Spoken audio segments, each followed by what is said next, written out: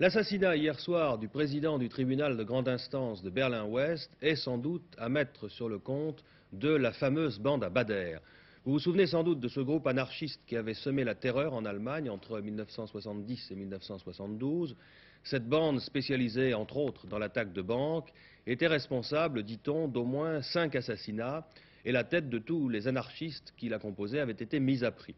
Bader et un certain nombre de ses complices avaient été arrêtés en 1972 à Francfort, et l'un de ses complices, Holger Heims, qui avait décidé de faire la grève de la faim en prison, est mort dans sa cellule. Après quoi, le président du tribunal de grande instance était assassiné chez lui à coups de revolver. Cela s'est passé hier soir. Il semble qu'il y ait un rapport entre ceci et cela. Pour la police, il ne fait pratiquement pas de doute que la mort du magistrat est liée à celle de l'anarchiste qui a succombé dans sa cellule après une grève de la faim de 2 mois. Il ne pesait plus que 42 kilos pour 1,85 m. 4 coups de feu ont été tirés sur M. Günther von Drenkmann, 64 ans, président de la Cour suprême de Berlin-Ouest, et cela par 6 ou 7 jeunes gens qui ont pris la fuite.